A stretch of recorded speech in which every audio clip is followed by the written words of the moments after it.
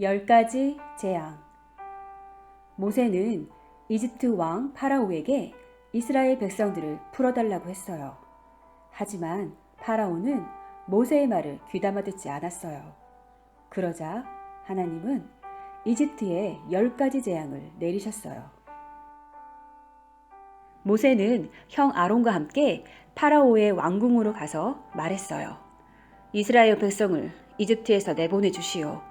그렇지 않으면 하나님이 벌을 내리실 거요. 파라오는 비웃으며 딱 잘라 말했어요. 안 돼. 난 너희들이 하나님 따위는 알지 못해. 파라오는 이스라엘 백성들에게 이전보다 훨씬 힘든 일을 시켰어요. 모세와 아론은 다시 한번 파라오에게 이스라엘 백성을 내보내달라고 했어요. 파라오는 콧방귀를 뀌며 들은 채도 하지 않았지요. 하나님은 무척 화가 나셨어요. 이집트의 강물을 빨간 핏물로 만들어 버리셨지요. 물고기가 모두 죽고 마실 물이 없어졌어요.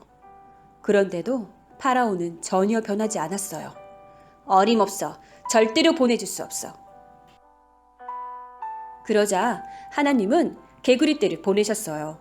온 땅에 있는 개구리가 튀어나와 찬장에도 화덕에도 심지어 침실까지 득실거렸어요. 파라오는 겁에 질려서 이렇게 말했어요. 개구리떼를 쫓아주면 백성들을 보내겠다. 하나님은 개구리떼를 쫓아주었어요. 개구리 재앙은 사라졌지만 파라오는 약속을 지키지 않았어요. 하나님은 이집트에 더 큰 재앙을 내셨지요. 온 땅에 이들이 우글거렸어요. 하지만 파라오의 마음은 돌처럼 단단했어요. 이번에는 새카만 파리떼가 구름처럼 몰려들어 사람들의 입속과 눈꺼풀로 기어들어갔어요. 그래도 파라오는 여전히 약속을 지키지 않았어요. 하나님은 이집트에 큰 질병을 퍼뜨리셨어요. 말과 낙타와 소와 양이 모조리 병들어 죽었어요. 파라오는 꿈쩍도 하지 않았어요. 이번엔 이집트 사람들의 몸에 종기가 돋아났어요. 파라오는 여전히 이스라엘 사람들을 놓아주지 않았어요. 그러자 천둥 소리가 나고 시뻘건 번갯불이 번쩍이며 큰 우박이 우당탕탕 하늘에서 쏟아져 내렸어요. 파라오는 여전히 약속을 어겼어요. 바로 그날 동쪽에서 바람이 불기 시작하더니 엄청난 메뚜기떼가 몰려왔어요. 그 수가 어찌나 많았던지 하늘을 까맣게 가리고 땅을 뒤덮어 온통 시커멓게 만들었어요.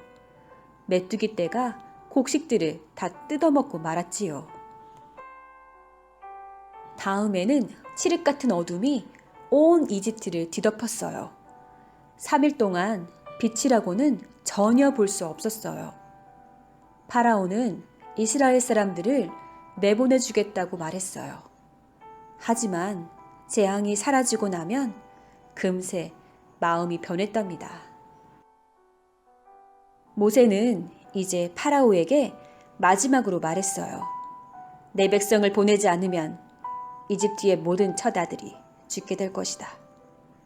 파라오는 이 말을 믿지 않았어요. 한밤중이 되자 울음소리가 집집마다 들렸어요. 이집트의 모든 첫 번째 아들이 죽은 거예요. 마침내 파라오는 항복했어요. 이렇게 해서 이스라엘 백성은 종살이에서 벗어나 하나님이 이끄시는 곳으로 가게 되었답니다. 알쏭달쏭 궁금한 이야기 속 성경 1. 이집트에 재앙이 내릴 때 이스라엘 백성들은 어떻게 되었나요? 그들은 이집트의 고센 땅에서 무리지어 살고 있었어요. 그들도 처음 새 재앙으로 고통받았어요.